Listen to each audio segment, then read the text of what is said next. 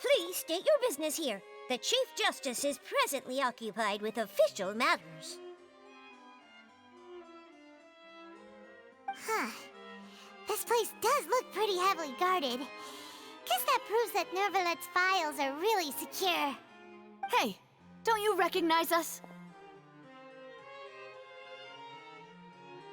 Huh? Who are you? Just to be clear, I don't care who you are or who you might be related to. Our rules make no exceptions. See? They've got great discipline, too. Yep. Paimon can tell. If you're here just to crack jokes, I can point you towards the exit.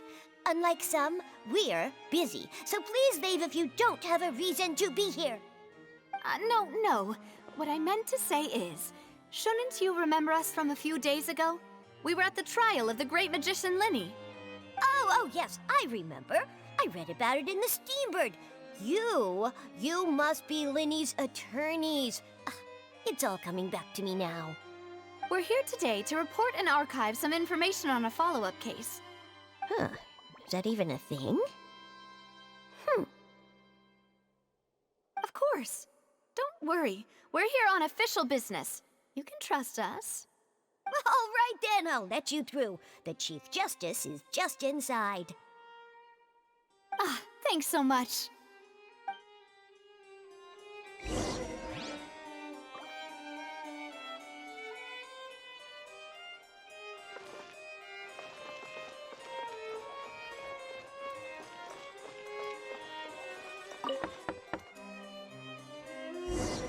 Please come in. Sorry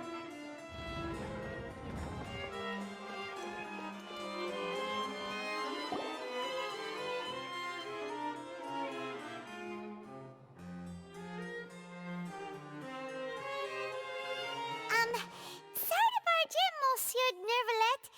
We only lied to get in because we didn't know any other way. It's all right. Please let me know how I may be of assistance to you. So you're not mad at us? We're looking for a man called Vacher. He may have been an eyewitness in the serial disappearances case. If we can find him, we may be able to unearth some key information on the case. Ah, I see. In that case, please wait here a moment while I browse through the files.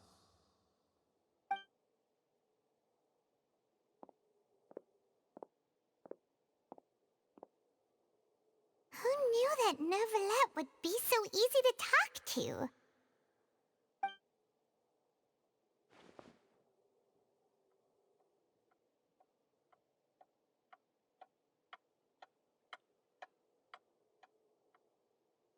Unfortunately, I'm quite certain that no one by the name of Vacher has been involved in any case, criminal or civil, in the past several years.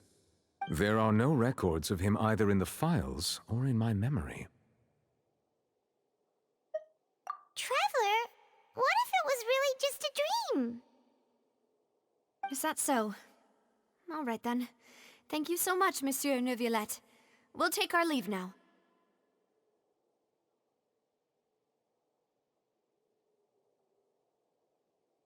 Ahem.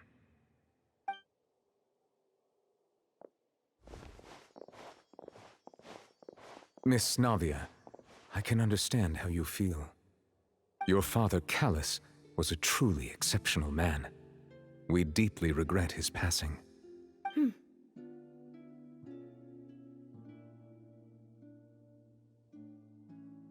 And what are you trying to say, Monsieur Neuvillette? Are you trying to console me? Extend your sympathy? Or just express some tendril of regret? No. You are not trying to do any of that.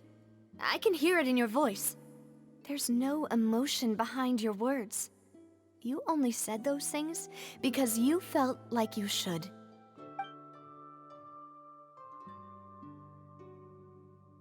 It's just like last time. After my father took his place in the duelist ring, I pushed through the guards to talk to you as a last resort. You even told me then that you thought there was something fishy with the case, yet you still allowed the duel to go ahead. In your eyes, the value of a human life is nothing compared to those cold laws you hold so dear. If you truly regret my father's death, then why didn't you call a stop to the duel?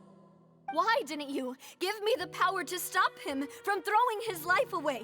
Why did you just let him die, despised and hated by all? Everything was hanging on a thread at that moment. Just the tiniest effort could have changed everything. There are still so many things I never got to tell him. So many questions he still owes me answers to. If you really have no heart, then just look me in the eyes. I, Navia, will show you the true meaning of regret. I'm sorry, Miss Navia. You and my father are truly alike. You keep all kinds of things in your heart and never say a word to anyone. It's not so much that you can't feel, but that you would never express anything. Oh well. In any case, everyone already knows full well the apathy of the Chief Justice. My apologies for taking my emotions out on you, Monsieur Chief Justice. Let's go, Traveler and Paimon.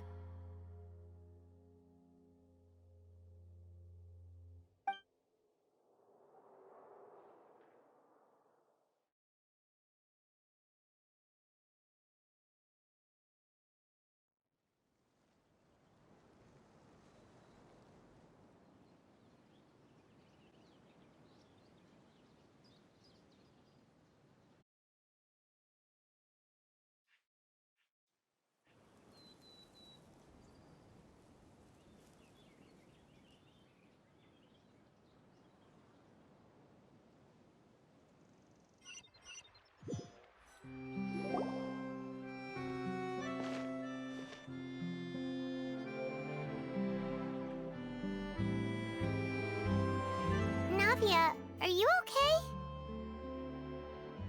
I'm fine. Rain. It's raining. You're right. Wasn't it still sunny when we went into the building? And there shouldn't be any active trials today. How strange. Now that I think of it, on the day my father was convicted of murder, it was also raining. What is it? Did you think of something? Yeah, he was outside. It was uncovered and the rain could fall there. Why? Do you think the rain could have affected the crime scene? That thought has occurred to us before. We've even expanded the search area to try to account for that, but didn't find anything of value. Oh? Wait. You don't mean... So you're saying that the true murderer could have been turned into water and then got washed away with the rain? Yeah, and if that's what had happened, then no one would have believed your dad, even if he explained what he saw to the authorities. I really think I found a true genius for a partner.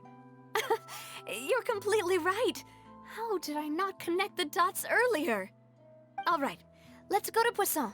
With this new lead in mind, we'll get to the bottom of my father's case for sure. Yeah, we're gonna make progress for sure this time.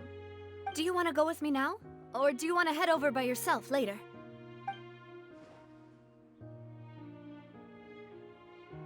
Great. Let's go then.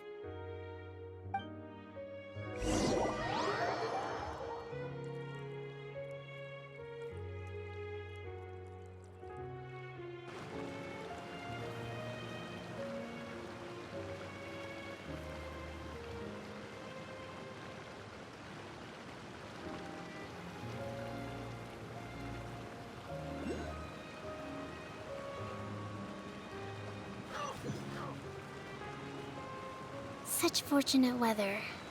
Care for a walk?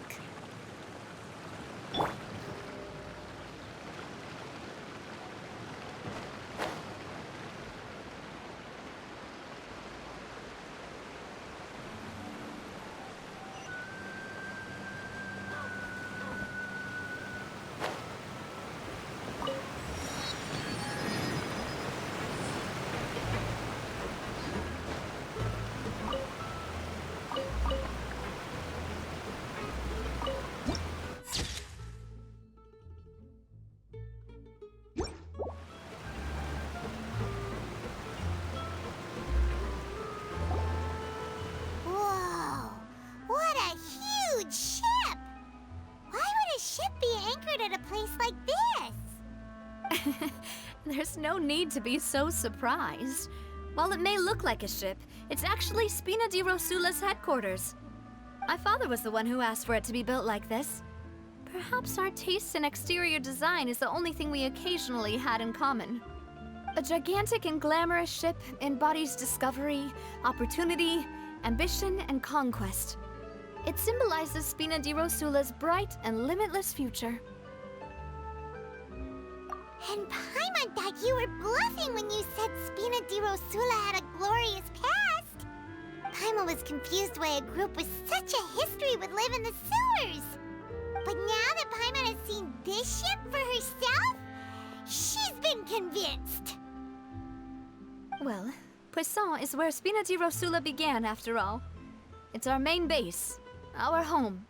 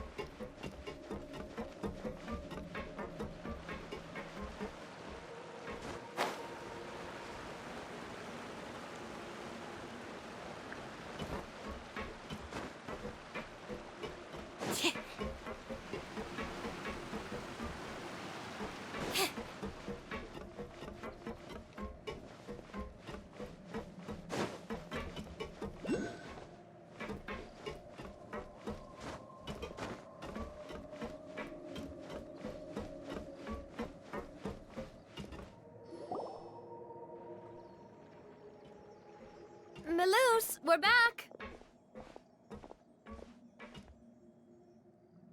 Apologies for the wait, demoiselle, and our most important partners.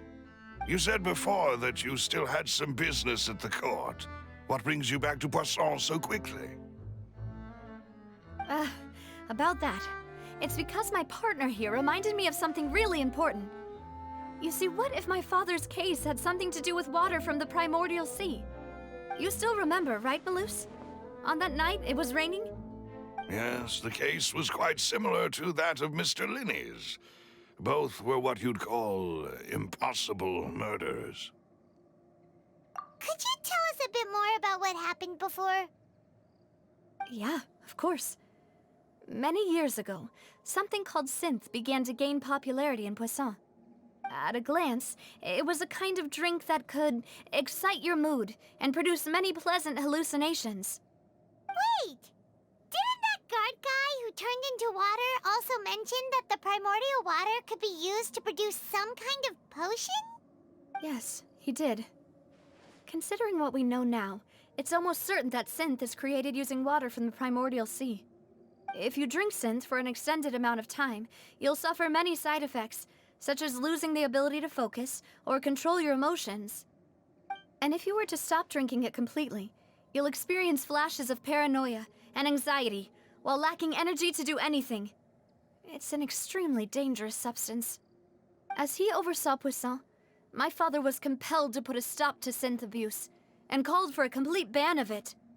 Boss's uncompromising attitude incurred the synth vendor's wrath, but no matter how much they threatened or bribed him, he refused to yield. Not only that, Boss became determined to find the mastermind behind the synth operation and put an end to the problem once and for all. Yes, but the enemy was very cunning. So he could never get anything out of the dealers, all of whom only sold the stuff and weren't privy to the rest of the operation. Recognizing that, my father decided to contact the dealers in secret and cultivate personal relationships with them. Finally, he was able to convince someone to become his informant. The man's name was Jacques. He felt greatly ashamed about his work after seeing many families destroyed by synth abuse. That night, my father hosted a banquet at his countryside estate. He planned to meet up and exchange information with Jacques over some food. But then, we heard 2 gunshots from the courtyard. We raced to the scene and found my father, still holding a gun, and Jacques, who was already dead on the ground. Huh? How did that happen? Aren't they on the same side? Sounds just like Lenny's case, doesn't it? In both cases, the culprit seemed obvious, but neither appeared to have any motive at all. Looking back on it, though, I now believe the most important clue was something we all overlooked at the time.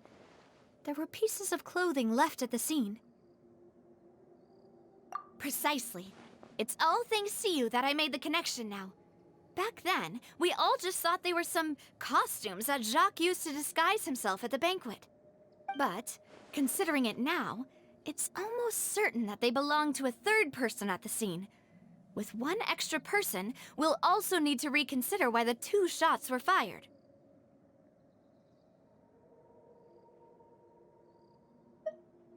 You're right. We still don't know what happened. But my intuition tells me that we're on the right track to figuring it all out. I'm finally headed towards the truth.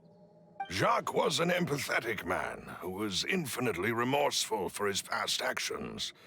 It's unlikely that he turned on Boss with 0 warning. I think this third person is probably the key to the full truth. On that note, however, even though this will not please you, demoiselle, as your and your father's butler, I must still offer a word of warning. Our opponent is insidious and cruel. They are extremely difficult to deal with, and Boss has already lost his life trying to bring them to justice. Even though Spina de Rosula has lost most of its former glory, Poisson has welcomed a new time of peace, and we have been allowed to live out our lives. There is no need to follow your father's path. It would be both wise and in line with Boss's wishes to step back and give up on the case. If that's indeed what he wished for, then he should have told me that himself. Was I not the closest person to him? And yet, I was the one most kept in the dark. What was the point of him dying without sharing any of the secrets he knew? Did he manage to protect anything in the end? Synth is still here. Callus the Unfaithful is still his epithet. And Spina di Rosula is barely getting by. Nothing has changed. Did he think I'd just accept his meaningless death and live out my life just as meaninglessly? I've never accepted that, ever. Not since that day, and certainly not now. I want to find out the real answer for everyone's sake.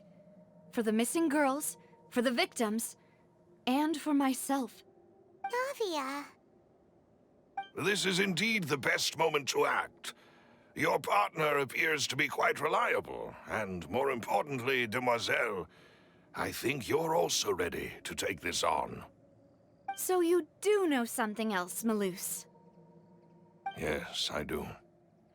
In fact, even before that banquet, Boss already knew of the connection between Synth and the serial disappearances case.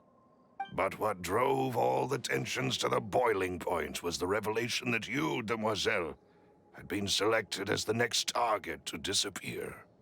What?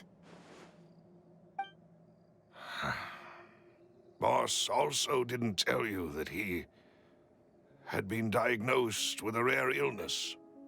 The doctors told him that he had no more than 5 years left to live. And the serial disappearances case caused him great anxiety. 5 years was nowhere near enough time to resolve this long-standing conflict. But once he passed away, all the danger would pass on to you. Knowing all of this, he decided to use one final intimidation tactic before his death. He claimed to have already gotten his hands on some key incriminating evidence for the other side, and even told some members of Spina de Rosula about the details. But as long as you remained safe, he would not share the evidence with the public. If something were to happen to you, then he and all those he told would immediately expose all they knew about Synth and the disappeared victims. Right, so nobody would be able to get off scot-free. As we've seen, Boss's tactic has worked. Even though Boss has been gone for a long time, the other side has not tried to take Demoiselle's life. No, I don't believe it. He never appeared to look sick to me. No father wants their daughter to see them weak and haggard, especially someone as proud as Boss. To him, dying in a duel and suffering lasting dishonor as the unfaithful was still far preferable than losing face in front of his daughter. So he chose to die in silence, so that he could protect me. I'm afraid you're not understanding this correctly, demoiselle. What Boss wanted to hand to you was not a parasol, but a sword. If Boss's spirit could hear you telling me that you want to find the answer for the sake of everyone involved, I'm sure he'd be extremely proud. That fool. Couldn't he have just given it to me straight? No. He might have set up everything precisely because he never thought I'd be able to understand him. Is that the amount of confidence he had in me? And what if I was never able to make it to where I am now? Yeah. I suppose that's true. With the way he'd set things up, if I had wanted, I could have just lived out my life without a care in the world. But thankfully, he rarely talked to me about complex matters, and thus understood little of me as a person. In this case, he really didn't need to give me an easy way out. Malus, what was the key evidence that he shared with you? It's the location where synth is produced. Essentially, it's the enemy's headquarters. When he was threatening the enemy, Boss didn't share the specifics of the incriminating evidence he found. But if you want to use it against the enemy, you'll still have to take several things into consideration. Why? If we know where the place is, can't we just go storming in? You mustn't forget that we're fighting against a mysterious and dangerous organization that's been in operation for decades. There's no telling what might be lying in wait at their headquarters. We also have no idea what kind of evidence we may be able to find inside, nor what people we may be able to capture. But a single visit to their headquarters would be tantamount to a formal declaration of war. The worst case would be that we leave empty-handed, but also open ourselves up to full retaliation. Then, in that case, why not work with the Fontaine authorities? Well, you saw one of them dissolve during Mr. Linney's case. We have no idea just how thoroughly they may have been infiltrated. Huh. That's true. Seems my father really had no choice. But things are different now. It should be a lot easier to prove the other side's guilt, now that we've connected Synth with the disappearances case. You sound like you've put a lot of thought into this, Malus. I am the butler, after all. I live but to serve the boss and Demoiselle's will. I've always been willing to take on any kind of risk for your sake. But considering my relative lack of ability, I've spent my time keeping secrets, performing basic investigations, and waiting for the right time to come. Thank you for all of that, Malus. Have you discovered anything new in the past few years? Let me think. One conclusion I came to was that the enemy must be quite familiar with Spina di Rosula, or at least have an informant planted here.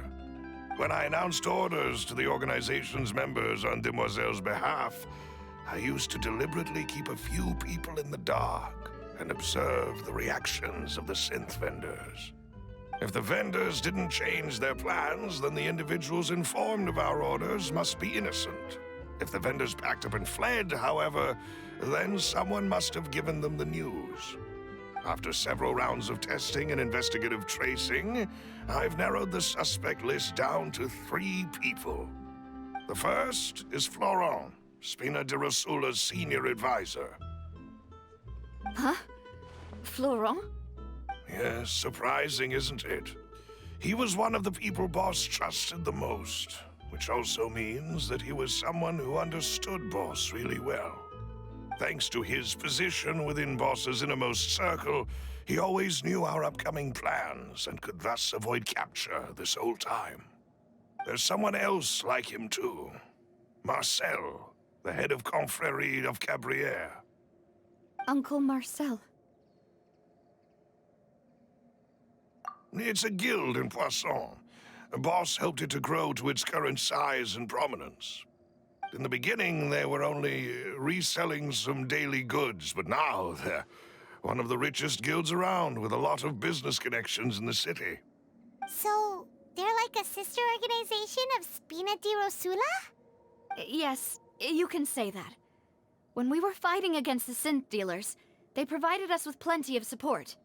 It's a bit difficult to imagine someone using their own money to hunt down themselves. The final suspect is Thierry, the man responsible for coordinating information between Spina di Rosula and the guards. Although the guards mostly leave us to our own devices, there are still many activities we have to report to the local authorities.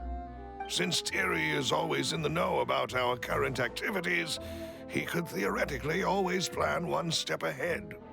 I see. These are all people who I communicate with quite regularly. To think that the enemy we've been fighting against has been right next to me all along, among those I trust the most. It's almost too hard to believe. If you want to investigate them, please take every precaution to not alert the quarry. Judging from our experience, the enemy is extremely cautious. Of course. And thank you, Malus. You've provided us with a lot of great information. You're too kind, my lady. I'm just doing my duty. And before I forget, proving Boss's innocence would also mean clearing him of blame in Jacques' death. After that incident, Jacques' wife and daughter were taken into the Spina's care. They still live in Poisson today. If it might help, you could also pay them a visit. I can make the necessary arrangements. Aw, thank you so much, Malus. You really are the best. A new case awaits, my dear partner. I hope we can work together to uncover the truth and end this case once and for all.